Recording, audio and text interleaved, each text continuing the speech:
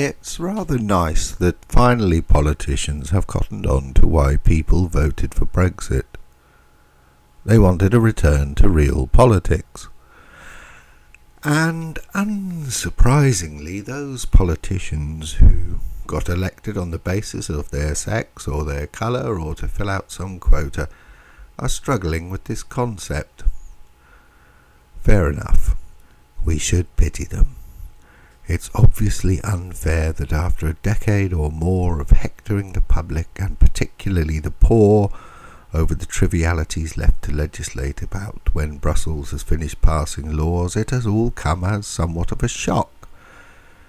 Oh, it was all so lovely back in the good old days when MPs could collect their wages and their expenses, make money on a house paid for by the taxpayer, before passing vitally important laws about permissible E-numbers in jelly babies within the lesbian gypsy community. Take Claire Perry, and I wish someone would, who made her name as the child catcher in Chitty Chitty Bang Bang, arf arf, before somehow being picked as a Tory MP. She now spends her time obsessing over porn, linked below, and today she stood up and declared in her infinite wisdom that those in favour of Brexit are like jihadis, linked below. And then last night there was the row between Alex Salmond and the Deputy Speaker Lindsay Hoyle, linked below. I've posted the full clip so that you, dear listener, can judge for yourself if the Deputy Speaker was correct to cut the dreary Joanna Cherry short. It isn't just that Ms. Cherry is boring, she's also lying, and she knows she's lying. Thus, she flounced out when challenged, and Alex Salmond stood up to do a bit of white knighting. Of course, the big issue of the moment is the statement by Speaker Bercow on the state visit by President Trump, linked below. Now, we don't need to get into the business of Mr. Bercow taking tea with the North Koreans, or that he is simply wrong in his assertions about sexism and racism against Donald Trump, or indeed that this is pandering to Labour and the SNP on whom he relies to keep his job.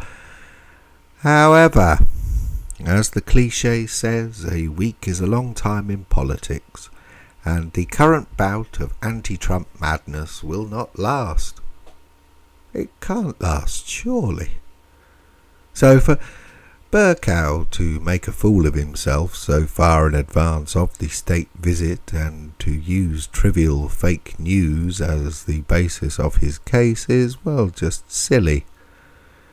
The Speaker of the Lords, Lord Fowler, "Pass the fish knives, Norman," has stepped into the row, linked below, and has pointed out, among other things, that Mr. Bercow has apologised to him for not consulting him, or apparently anyone, before making this ruling.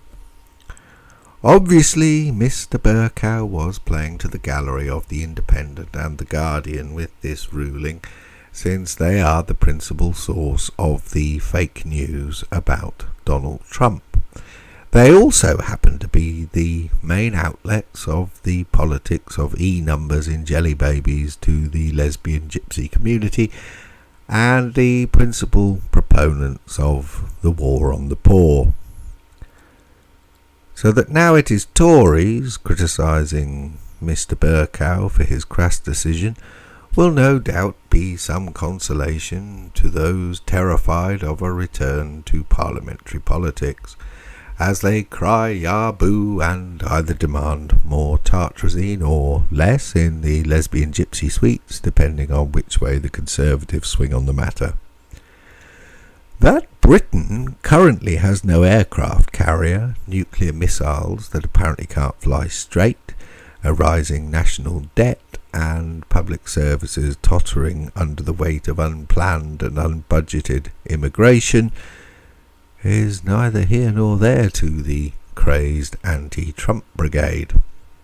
Nor does it matter to them that those supporting this position are trailing in the polls, and badly trailing, link below, and in the case of The Guardian is rapidly going bankrupt, link below. In part, the decision can be attributed to the echo chamber created by the algorithm of the interwebs, as this report from Demos shows, link below, or this article looking at the Facebook news feed, link below, depending on whether Facebook decides if you are of the left or the right. Something reinforced by that political dinosaur, Dennis Skinner, link below, popping up to do his comic turn in response to Speaker Bercow's statement. Yes, Skinner was relevant 30 years ago, but now he is just a pub bore, even has his own seat in Parliament, link below. So for him to get up and call Trump literally Hitler, link below, while doing his "an hour lad" routine, only adds to the air that Parliament has become an ossified tourist attraction over the past 2 decades. It remains to be seen if Speaker Bercow can keep his position. He has long been a target of ire, link below, and has survived one plot to remove him, link below. His problem is that the arithmetic of the Commons has changed since 2015, and if another attempt were made to unseat him, it is doubtful if he would survive, though I would suggest this Trump decision is perhaps not the issue to pick, given the presence of intellectual giants in the Conservative ranks such as Anna Soubry and Claire Perry. Though Bercow might be wise to revisit his decision in a month or so, if it is true that the arrest of 474 people in Los Angeles County, link below, is heading in the direction some are suggesting.